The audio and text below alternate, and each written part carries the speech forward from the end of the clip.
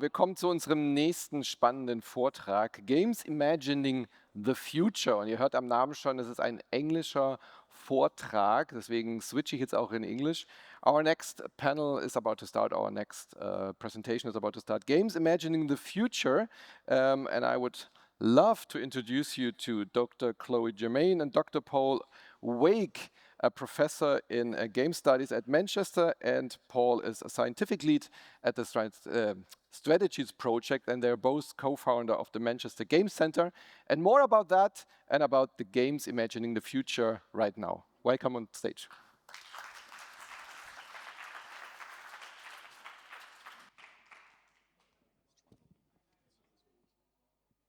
Hopefully you can hear us with this mic. Oh yes, I'll stand closer. Thank you for having us here at Essen SPIEL. We're very excited. It's our first time at SPIEL. So we've been spending the day yesterday wandering all the halls and taking in all the sites. And thank you very much to Gaming Lab and Asmodee for sponsoring our research project that we're going to talk about today, and for inviting us here. So we're very grateful to them. So we're here to talk about Games Imagining the Future, which is the name of a research project that we ran between 2021 and 2022. Here we are. So we ran this project with a group of students at our university, Manchester Metropolitan University, and also with young participants in schools in the region. So they were aged between 11 and 16. So there was two cohorts of young people we were working with, our students and also younger people. And we were using participatory methods to evaluate games as a tool through which young people could explore their feelings and thoughts about climate change futures. So we wanted to look at how games could help them explore and express their ideas about that. And we were working on the assumption that board games can support young people, but also we were interested in their expertise that they have about climate change, about the world, about social justice issues, and we wanted those to feed back into our knowledge about games. So it's a kind of an exchange rather than just using board games to help them. We were looking at how they could help us understand board games and maybe improve board games.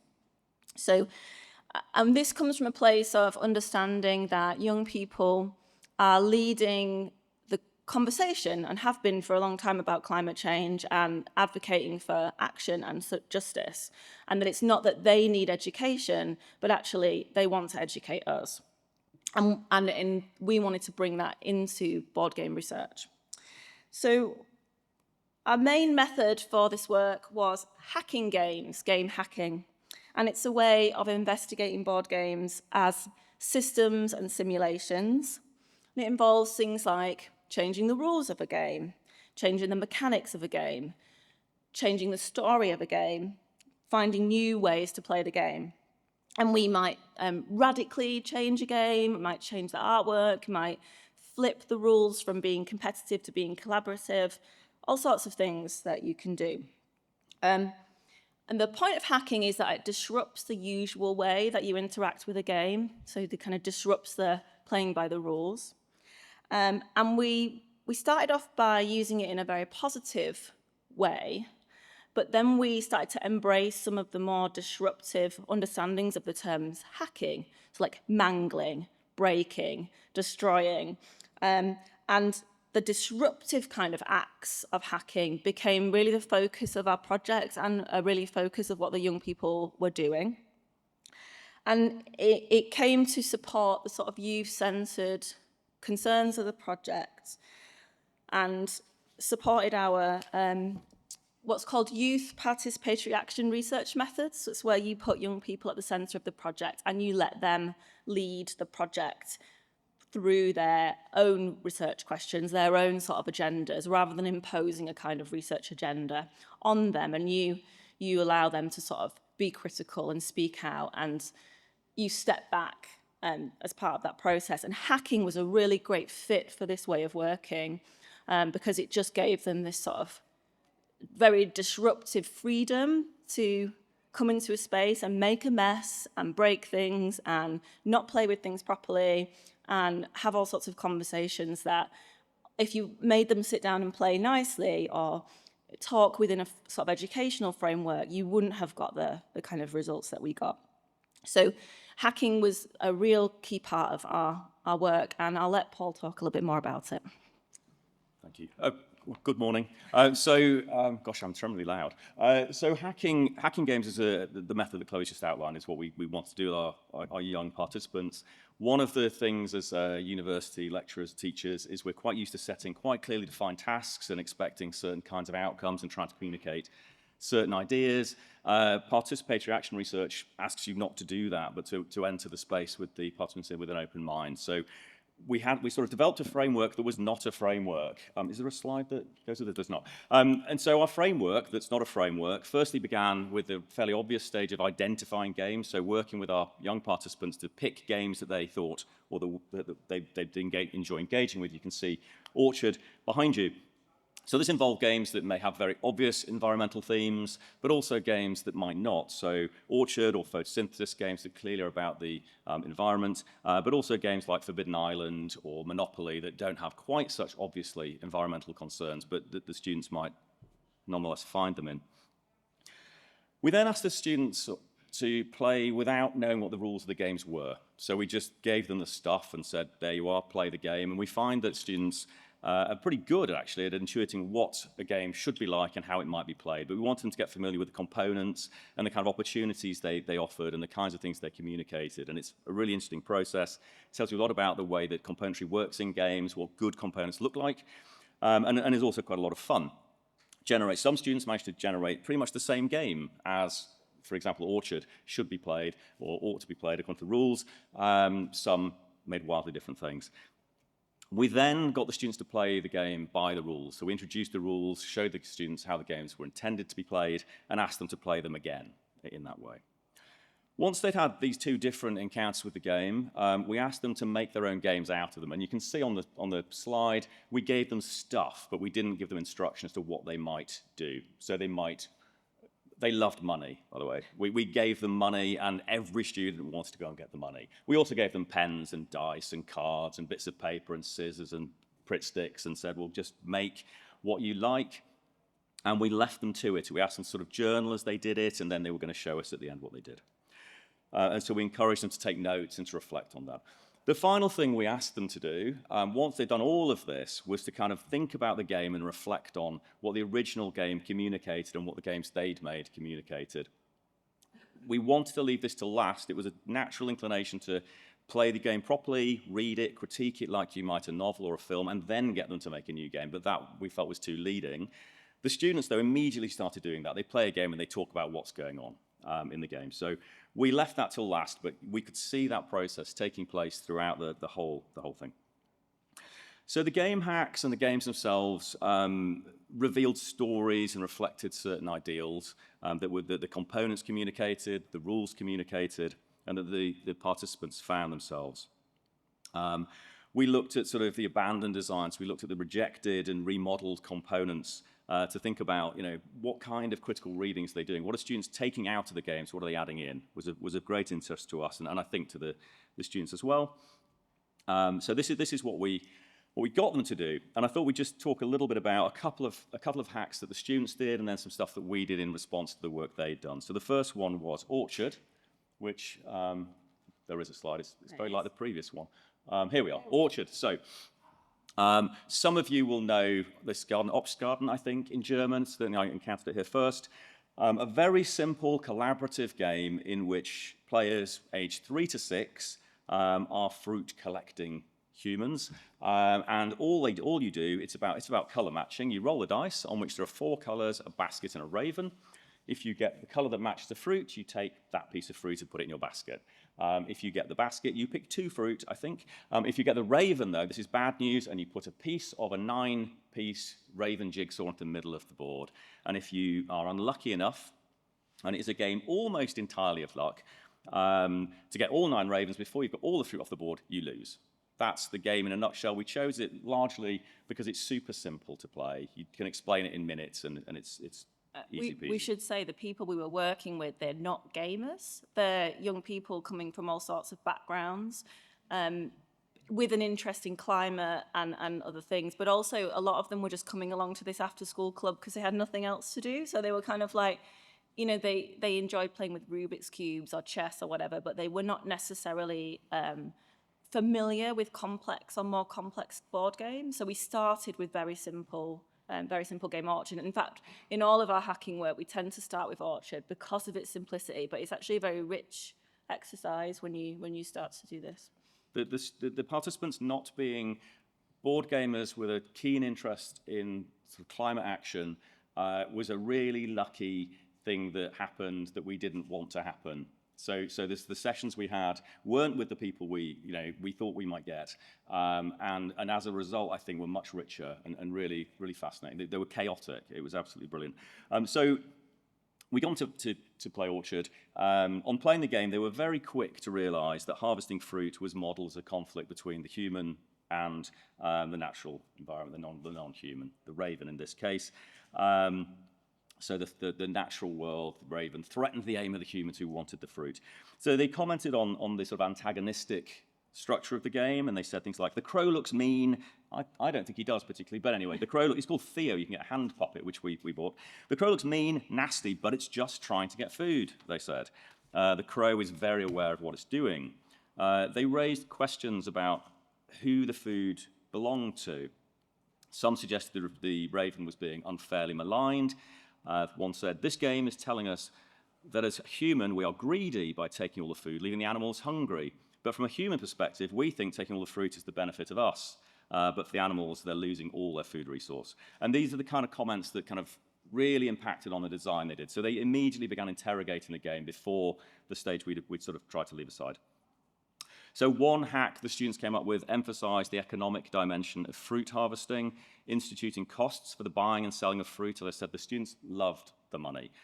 Maybe we've been better off not letting them have the paper money, but I think they would have made money. Players discussed the unfairness of capitalist food production. One hack emphasized that conflict, describing rules for Team Human and Team Crow. And most of the hacks, this one involved money. Food isn't free, the students said. Orchard became a sort of horrific financial game where inflation caused the price of fruit to rise so dramatically that neither players nor Crow could ever afford them.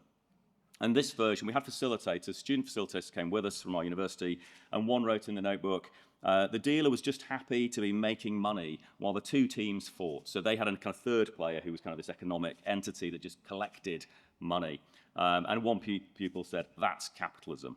There was another one, it's not on our script, but there was another one where the students started to buy labourers to harvest the fruit, and they got all these meeples, and then it's quite a diverse cohort of students, but most of the people in this group were white students, and the one black student in the group turned to me and he said, do you think they know they've made a game about slavery?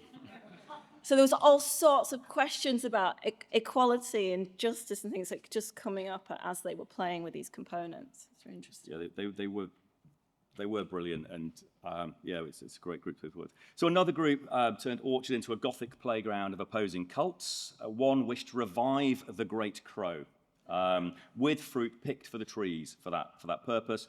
Another cult wanted the crow to remain dead, so they were both sort of negotiating this. They noted that the threat to fruit was a carrion bird, the crow, associated with death and destruction, and this kind of brought up ideas of dark play and sort of dark imagination that's implicit in the game. And they sort of reveled in this dark message behind this colourful game for young children. So we picked up on that because it appealed to us very much. We enjoy dark themes, so we did this.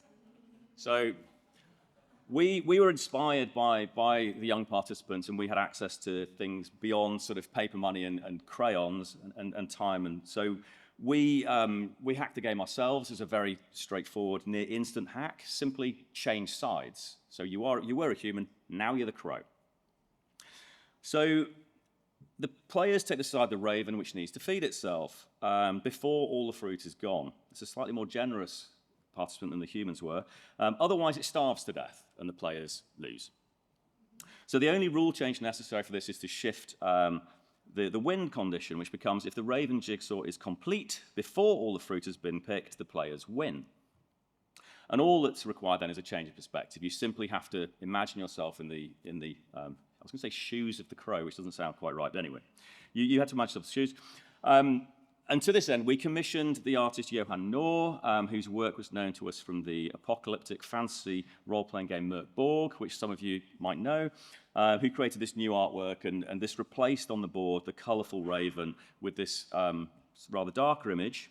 We chose Johan Noor deliberately. It allowed us to draw on the aesthetics for which he is well known. The game Merc Borg is described on the back as a doom metal album of a game, a spiked flail to the face.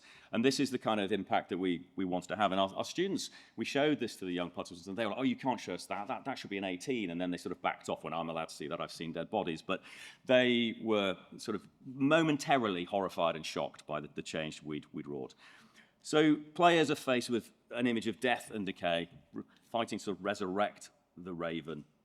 And we've transported the sort of sweet children's game into something that prompts ambiguity and awkwardness, and hopefully invites players to confront their relationships with more than human beings and take some responsibility. That's your water. Oh, thank you. Mm-hmm. So we were inspired. This is a kind of, I guess, extrapolation of where the students were taking their own hacks, and we kind of followed their lead and made something, I suppose, a little bit shocking and provocative, because that's what they were also doing. So we were following their lead. We also worked with the game Photosynthesis. You might be aware of this game too, very popular and one of the earliest sort of green or eco games that now there's many of them. As you walk around SPIEL, you'll see hundreds and hundreds of green and nature-themed games, very, very popular. And Photosynthesis was one of the earliest, I think, that grabbed the attention of players. And if you haven't played it, it's a game where you take on the role, I think, ostensibly as a species of tree, although ultimately as a kind of forest manager. That's the tension of the game. It's quite interesting. And you're competing for sunlight in the forest and to control the forest floor to get the most sunlight. It's represented by a hexagonal board on which are uniform circles for players to place their trees, although those circles are in fact hexagons, really, in fact. And the circles just confuse masses, but we'll get to that in a minute. And the sun moves around the board, and the players' trees collect light points, and you accrue points by growing your trees in the light, shading other people's trees, and then ultimately harvesting the largest trees in the forest for points. So it's a kind of strategic area control game. And our gameplay sessions, and we use this game with slightly older participants, postgraduate students and older young people in their 20s in Utrecht and also in Manchester, where we ran some workshops using this particular game. And those game sessions revealed very quickly the aggressive nature of this game. If you've played it, maybe you'll know this feeling, but you open a box, it's a lovely green box full of beautiful cardboard trees, and you're like, oh, I feel very soothed, the light of the forest. Then you start playing it and you immediately get angry. You immediately get frustrated and kind of like feel that people are unfairly picking on you and shading your trees, and then you start to pick on other people. And this is what happened in all of our sessions. People start to get cross and start to question the rules. Is he allowed to do that? And this kind of aggressive gameplay emerged. And the discussions afterwards really focused on that aesthetic of the game, that feeling of frustration and aggression and combative relationships, with the people reflecting on, because this is an older group, and what they know about woodland ecology, which in fact is symbiotic, collaborative, interspecies collaboration, all sorts of kind of things that we now know about trees and how they collaborate with other life forms to nurture growth. And also the different needs of different kinds of trees. Some trees enjoy being shaded, and in fact beech trees will shade their young in order to protect them so that they grow more slowly and things like this. So immediately people felt that the game just was not really about trees in any way. And I did an analysis of this for another piece of work I was working on, again, inspired by conversations we've been having in these groups. And I described it in my analysis as essentially a war game. So we did some hacking with the game, and people made various hacks, like economic hacks, a bit like the ones that we had of Orchard, and also kind of more sort of animist hacks with, kind of spirit creatures and spirits of trees and all sorts of things. But the hack that we made, again, went to quite dark places. So we made this. We made a hack that focused on the game's combative mechanics and the conflicting styles of play that emerged. And we called this hack Suppressive Fire. We went really far. So we made a hex-based war game that models the Battle of the Bulge in World War II, a conflict in which the wooded landscape is very significant if you know anything about it. We exactly repeated the rules of the game. They are word for word. We made a rule book. It's word for word the same rules. We just changed the names of the assets from trees and saplings and seeds to tanks, scouts, infantry. And we made it a two-player game, as most war games are, and partly to emphasize the combative mechanics of the original. So all we did was we replaced all the assets and the visuals and the kind of components with new components that reflected the war game. We kept all the other rules exactly the same. And we recruited Mark von Marshall, very famous war game illustrator with a brilliant name, must be fake, to do the artwork for us. So Suppressive Fire takes the notion of competition that's in the original game to its terrible conclusion, war of all against all, in which collaboration is not possible. And the Hobbesian war of all against all, nature as a state of conflict, is kind of what underwrites the photosynthesis game, and in fact a lot of our attitudes towards nature. And we pulled that out and made it into this game. In contrast, the messy lives of real trees, characterized by their interspecies collaboration, the relationships that form in woodland ecologies to nurture growth among different species, suggested a much more complex reality that could not be captured by the original board game. And showed that you can't really reduce trees to this idea that they are kind of standing reserves of stocks, that you can't really kind of account for them by units of energy. And really the logic of that is the logic of war game, and that's what we did with this. This is, so yeah, it was a lot of fun making this game, it has to be said, inspired by kind of traditional sort of hex and chip war games, and unveiling, which took quite a while to make sure we were right, that there are in fact there are hexagons under the board, so you can remake photosynthesis with hexagons. One strange thing about doing that is it doesn't look as nice, but it's actually much easier to play if you've played it. The circles are actually quite unhelpful. They might suggest nature and natural spaces, but unfortunately what they don't do is suggest sort of linear lines of sort of shade. So we made this game. This slide is we took it recently to the Game Transformed Festival in London, and we had participants play photosynthesis, and then we had them play Suppressive Fire. So they played the same game effectively twice, but it did shift from a 4-player game to a 2-player game. And there were all kinds of interesting comments came out of this and getting the players to do this. The first thing that I guess was not too surprising was the fact that theme is really important to players in the experience of playing games. You can play the same game with different themes and have very different experiences. So whether that was a tree-based or arboreal theme, or whether that was a military theme, it did make a clear difference to the experience the players were having. What was rather more surprising was that our players seemed to have more fun playing this when the game was a war game. So they're playing an identical game, but they're enjoying themselves more when they're playing a game about war. And these participants, I think it's probably fair to say, at Game Transformed, are the kind of players who would think they would enjoy a game about trees more than the game about war. This is an anti-capitalist game jam festival. And so this was really intriguing. One person talked about sort of enjoying the conflict being presented as conflict, removed the guilt that they experienced when playing it as a game about trees, where they're supposedly in this beautiful environment of collaboration, but actually were aggressively attacking one another. Also reducing it from a 2-player game, although we thought that would emphasize conflict, sort of rationalized who was playing against who. So the shift in terms of player numbers actually reduced the kind of anxiety about who was being cruel or unfair to who. But when you're trying to relieve the siege of Bastogne or the opposite, you know what you're doing. You know you're meant to be attacking people. And they seem to find that really kind of liberating, whereas they found the tree game remarkably stressful, I would say. It's also important to note we weren't trying to make a war game proper. So this is a terrible war game if war games are seen as simulations. It doesn't teach you much beyond sort of a little bit about geography of the conflict, about the forces, about how warfare works, about the way the terrain interacted with that.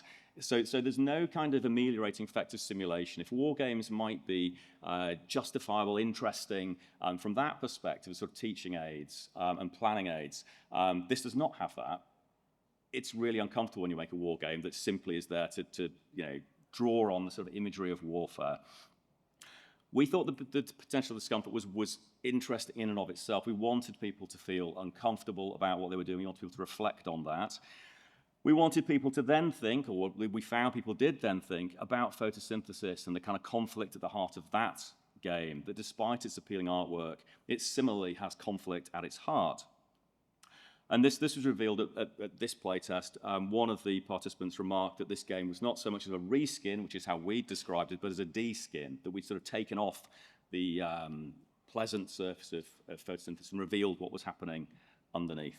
Yeah, that peeling away of the theme of trees is exactly what our young participants did when they played Orchard. And is they peeled off the sort of pretty, colourful fruit, collecting, nice pastoral theme, and then revealed the sort of acquisitive, extractive, destructive kind of mechanics underneath. And we did the same here, I guess. And actually, you peel off the circles, I guess, off the board, and you reveal it's a hex-based war game, but one that does not have any sort of like teaching or simulation value, as most war games, in fact, do.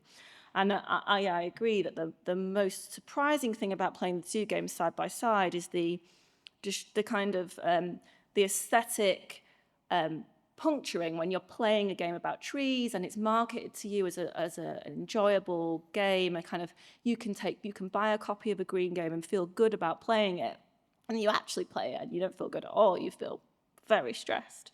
So that was an interesting thing that came out of the playtest.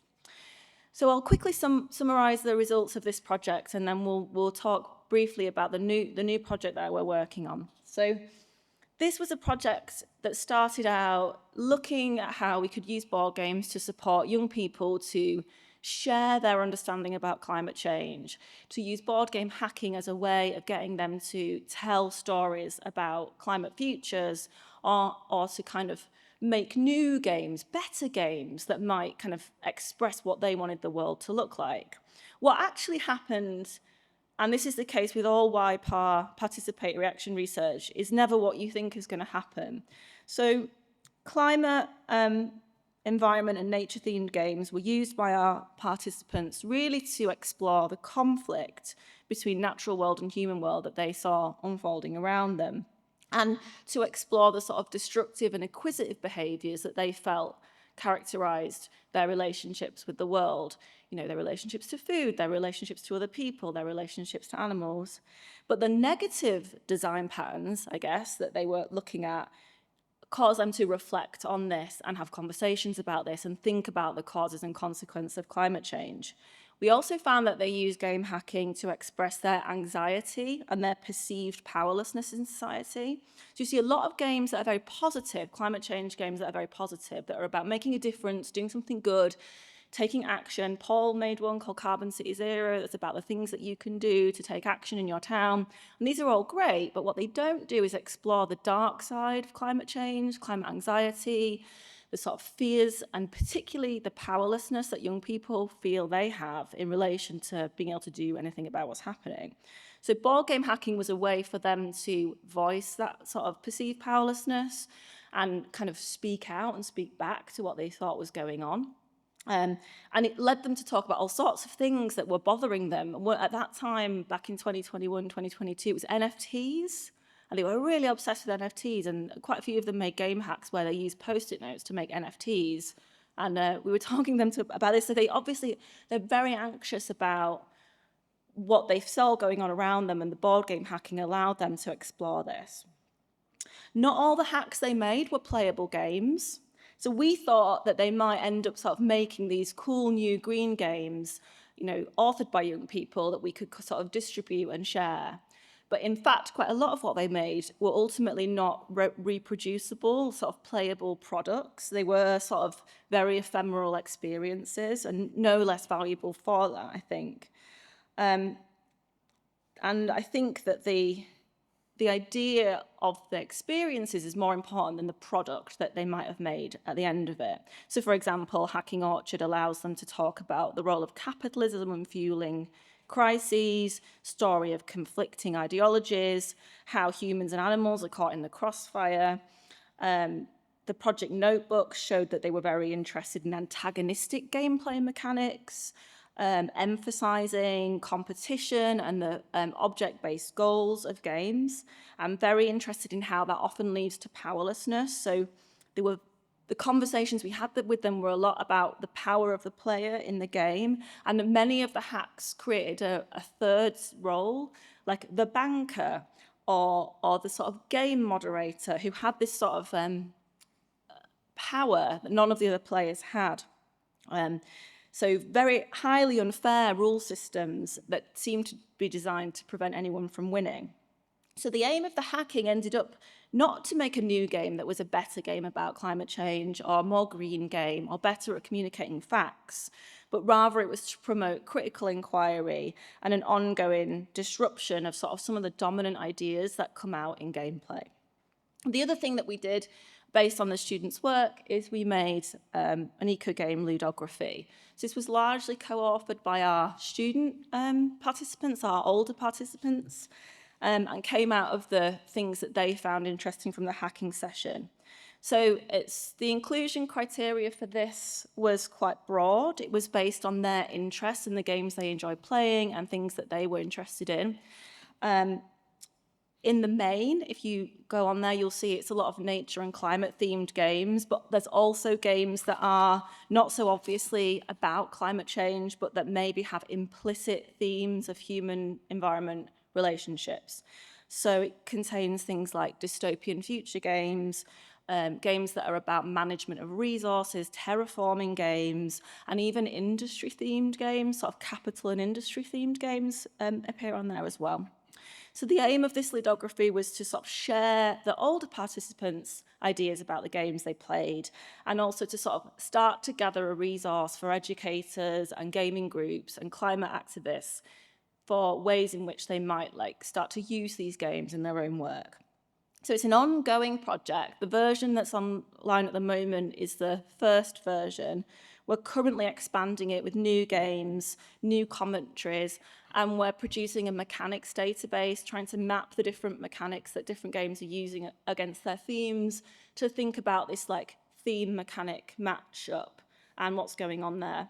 And that's part of a new project that we're doing called Strategies, and I'll let Paul talk briefly about that.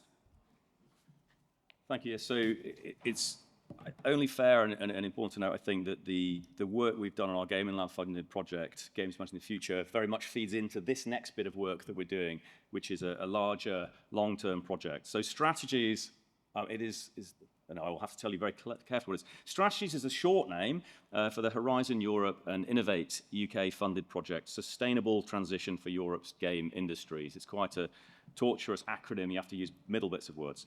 A Sustainable Transition for Europe Game Industries. That project began life in another project, as well as our own, called the Eco Games Project, that was run at Utrecht University in their Centre for Game Research, and that investigated the ways in which games, analog and digital, explore environmental concerns. And that was the project in which we first presented the work that was coming out of our Gaming Lab project. And that talk we gave there became a chapter in the book you can see on screen, Eco Games, Playful Perspectives on the Climate Crisis, edited by Laura Opdebeek, Joost Raasens, Stefan Werning, and Gerald Farser. That book was published by Amsterdam University Press earlier this year. It's available for those who might be interested online. It's an open access book, so you can access that free of charge. And then we built on that book. The process of writing that book involved meeting and presenting work and talking in public and workshops, and that led to further collaboration on our new project strategies, which we, along with Professor Joost Raassens at Utrecht University, we brought together a consortium of universities and non-university partners to take that research forward. Here's our logo, strategies, and you can see we're funded by by Horizon Europe and also UCRI in the UK. So the consortium, I'll say a bit about the project and tell a bit about who's involved. The Strategies project aims to support Europe's game development industries, both analog and digital, in reaching the emissions targets of the European Green Deal. We're working with Europe's game developers to make the most of the opportunities of that transition, promoting games as ways of communicating with the public, engaging diverse audiences with the issue of the climate crisis, and supporting wider societal changes to help Europe's citizens and the wider world adapt to and mitigate climate change. These are our various partners. So the consortium consists of 15 partners from 9 different countries and covers all the main regions of Europe. And it's got multiple sort of multidisciplinary expertise in various intersecting and complementary areas. So there are 6 universities, 4 NGOs, 5 game companies, including the Malta-based board game company Mighty Boards, who are here today, or this week. And let's see, what are we working on? Can you click me on? Yes, there you go. So our project's got 2, what we call pillars, 2 sort of sides to it that interconnect. The first is concerned with production and aims to support or provide the support needed to facilitate decarbonisation and moves towards sustainable production practices. The second pillar is concerned with the social and looks to support the game industry in driving an inclusive societal climate transition. So we have the production side and also the social side. So Strategies addresses the challenges faced by the game industry while seizing on the opportunities that the game industry have, game developers have, and the reach of games among European citizens to communicate key messages. And our objectives are ranged along 3 key areas. So the first is evidence. The project, we've got various university partners gathering evidence. That part of the project has now begun. Generating data relating to working conditions, business infrastructures, and the knowledge and skills and attitudes within the European game industries. We're looking at policy, so we have experts in business and policy, developing evidence-based business model recommendations that will support the game industry in making this sustainable transition.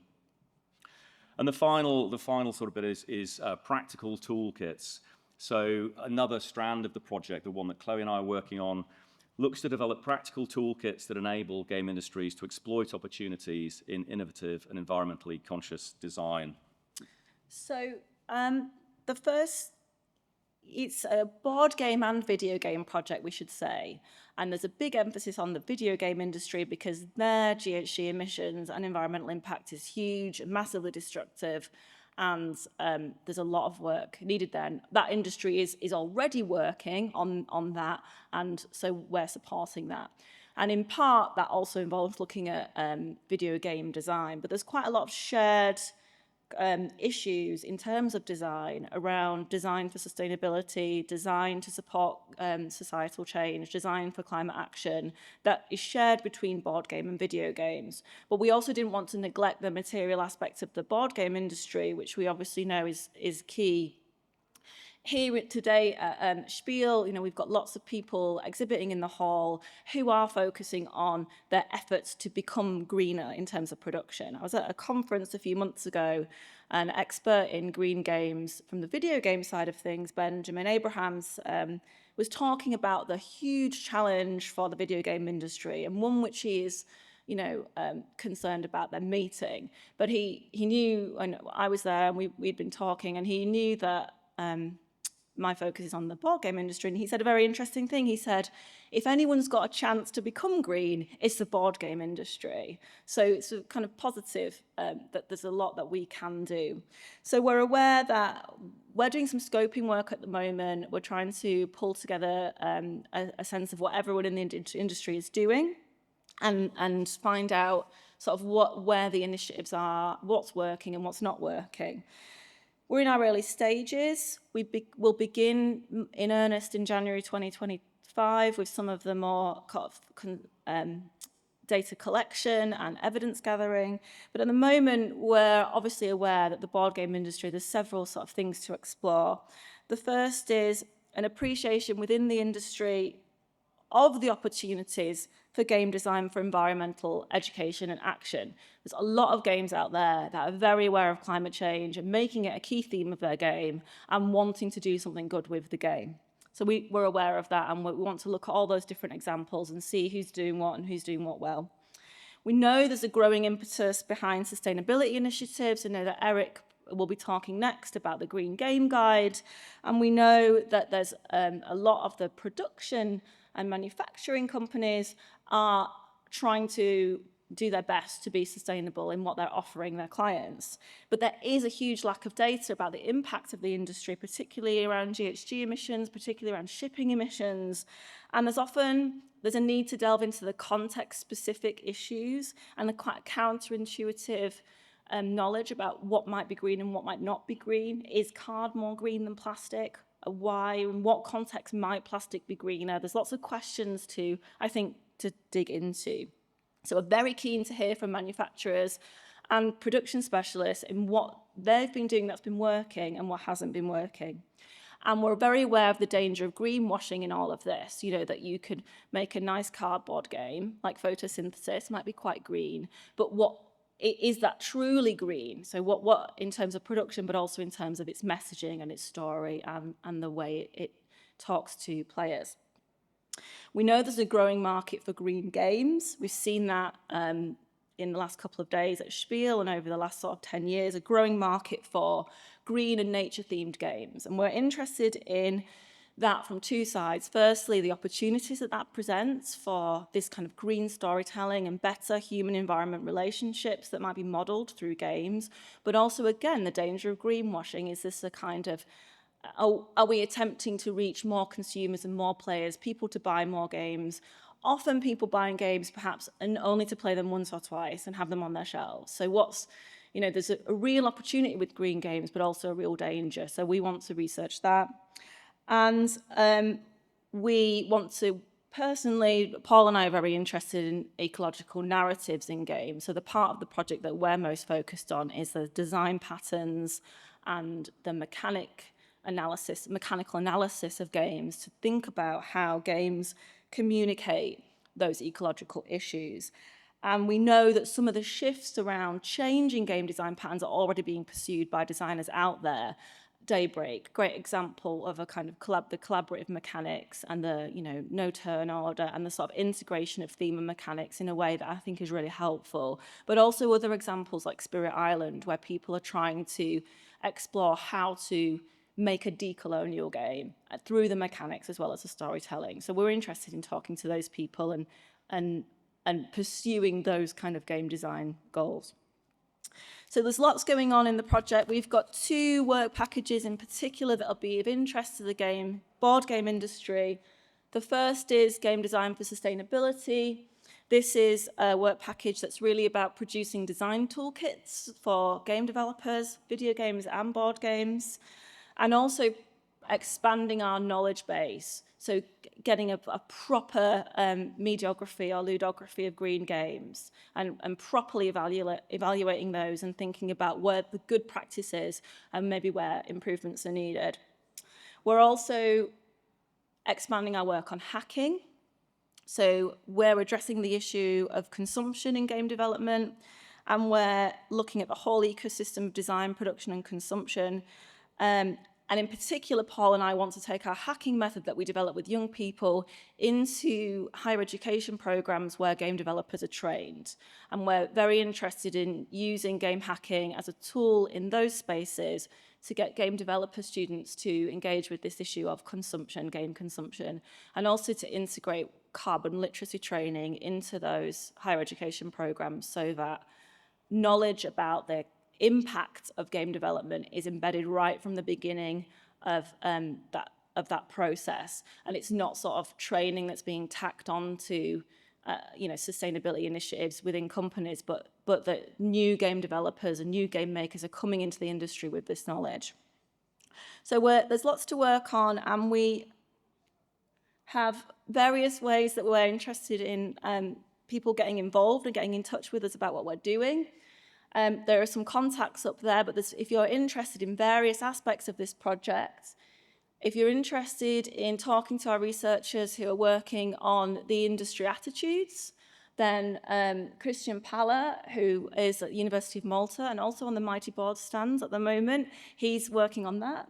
We're working on carbon accounting for the industry, and our colleague Chris at Manchester Met, he's the lead for that. Also for game production materiality, so he can be contacted about both those. In terms of eco-game design patterns, the lead on that work package is Stefan Werning at Utrecht University, and the board game hacking for game development education, that's myself. And also we'll be running a series of eco-game summer schools from next year for the next 3 years. And again, if you want to learn more about that, you can contact me. Have I missed anything? No. Great, because our time is up. We have 1 minute left, so that's us. We're done. Thank you.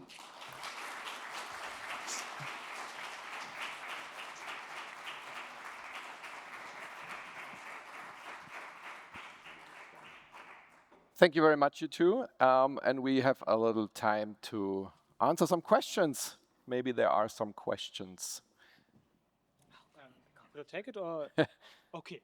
First, thank you for your great talk. I have two questions. First, I also researched a bit about economic and ecological games.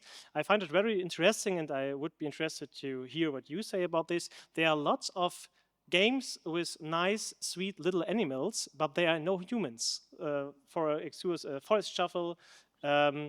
So what do you want to say, or what could you say about that? Is that a part of hacking maybe, to implement the humans in that wonderful, nice gaming world of little flashy animals? Yeah, this is really interesting because a lot of our efforts to do ecological storytelling, particularly in the game industry, involves absencing humans, so playing as creatures, playing as trees. But that's not how ecology works. There are no kind of human absent ecosystems. And the idea of a pristine ecosystem is a sort of colonial fantasy anyway, and one that erases indigenous people. So yeah, I'm very interested in hacking those games where humans are absent. How do you put humans back into that, but create positive relationships between humans and non-humans rather than combative ones as we see in, say, Orchard, which it's unfair to malign Orchard. It's not really meant to be an eco game. It's a game about colour matching, but it's just a good example. Yeah. And if I may ask a second question, you always talk about games to communicate. I really like the idea, but what do you think about the people? Because the game itself communicate or made a thought, but the story or the narrative that comes out of the game is always influenced by the people who play them in the background about that. Maybe you can talk a little bit about this, because for my own research about history in games, that is really interesting. I think yes is a very. I absolutely agree that the game is a product in a box, and then it becomes a kind of experience or a performance when the box is opened and players interact with the pieces and one another.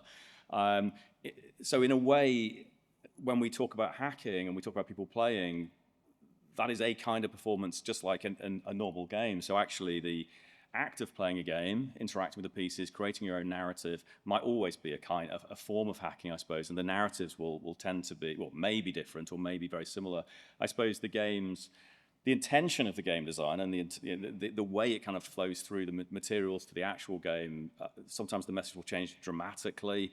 And I suppose when we're looking at design patterns, we're looking at if the game is a kind of prop that facilitates a kind of engagement, what kind of props are we providing or game designers providing, and then what do people do with them? And I think what we saw with our participants was often not what we expect. I mean, the best bit for me about our work with the young people was they did nothing I expected. I genuinely expected we'd produce products that we could put online, give to Asmodee and say, look at our brilliant things we've made, share them.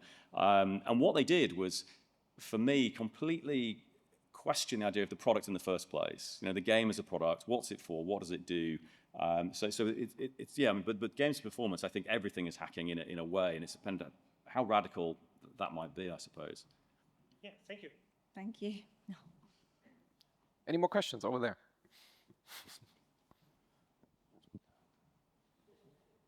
Okay, just a question. If you're in contact with the Fair Toys organization from Nuremberg, they're doing some, like the Fairware Foundation, they're caring for the working condition of the people who assemble the board games, especially in China. So like you're doing mostly the eco stuff, so it's, but you mentioned social stuff as well. So I just want. We're not in touch, but afterwards, if I could chat to you, that would be very helpful. Thank you. Because obviously, one pillar of the work is about the working conditions and the sustainable development goals for the UN. Those things are imbricated anyway. You can't have climate change action without social justice action. So obviously, that's really important. And that's our colleagues working on that with a focus on the video game industry. But yeah, any work that's happening on that in the board, we often forget where our board games are produced, who's making them, and what's happening in that space is kind of obfuscated, right? So it's great to hear people are working on it. And another question, are you touring with the summer school to other countries, or are you doing that only in the UK? Oh, it'll be all Rarely in the over, UK. never in the UK. It will be in Poland next year, in Warsaw, it will be in Cologne the year after, and it will be in Utrecht after that.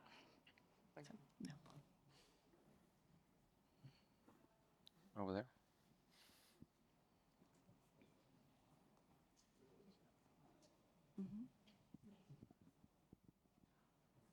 Thank you. Actually, first of all, I'm from Utrecht myself, so great to see the connection, although I work at a different part of the university. My question was, so in a lot of the teaching we've been doing, we've been looking at how to incorporate games as teaching tools, especially around specific themes or topics, but it often seems to fall a little flat, maybe because we're not game designers ourselves. So I thought, do you have a perspective or a take on this? It's so tough, isn't it? Because if you try and bring a game into a classroom with students who aren't gamers as well, there's a big barrier to like just accessing and learning the game. So you have to get over that. So simple, quick to play games, I think are good. But also, like, I think games that aren't didactic are better. So games that aren't necessarily about sort of, here's a game that's meant to teach you about being carbon literate, I think will fall flat than a game where you say, well, let's bring in Monopoly and let's play Monopoly. Everyone knows how to play Monopoly and they love it or hate it. And then you say, you know, what's going on with carbon in Monopoly? Where's the carbon? You know, what about the emissions of building, roads? You know, what about issues of social justice around rents and land? So I think one thing we've learned through this project is to use simple games that are maybe not designed to teach, but then let students play with them and break them and remake them. I don't know, you might have some thoughts. Depends. Yeah, I mean, it depends how much time you want to invest in doing it as well. So I've done work with our architect, my colleagues in architecture, who replaced an essay for their students with making a game, and that was that ran over a whole term, and they produced games. So they were looking at the decommissioning of power plants in Britain, and so they made board games, and it took a long time. And it took a lot of. It was fantastic, though. I think the output was really good. It ended up being taken to festivals, and they used those to sort of express the research of the students and also some of the staff working on the area at various festivals. But I suppose the lesson of that was a huge amount of effort. So they brought in myself and Matteo, who made Daybreak, to work with the students over a period of 12 weeks. The students really liked it, actually. They weren't game design students. They weren't certainly analog game playing students. And what they produced weren't games that would probably sell here. But what they did produce were really interesting, different ways of thinking through the questions. And it really helped them focus on what's the key point they wanted to represent, because they had to sort of really simplify in their simulation. So was it about transporting something around the country? It was really practical, but I think the problems that you've possibly run up to were what my colleagues did. It was a huge amount of work. So we're going to go and work with some students at Manchester University in a month to do a similar thing using just a one-off session, do some game hacking around the topic of climate action. But their tutor doesn't play games and wasn't, but wanted to kind of do that work. I think it's hard work, I think, but it really pays off. I mean, the students seem to really love it, and in shorter sessions, early sessions where you play a game that can be, like Forbidden Island is a really good environmental game actually to play. It's really interesting in terms of space and land and who owns it. Students can play that and talk about it. They can very quickly work out what's going on and have a really good session if it were about combining ice breaking with opening up questions that you then might take forward in more traditional ways. Yeah. No easy answer. Time and getting over that barrier of students' kind of access to games, and also maybe doing it over more than one session, and picking sort of non-educational games as well, maybe. Time is a good hint. Our time is up, sadly. Thank you, Chloe and Paul, for this lecture.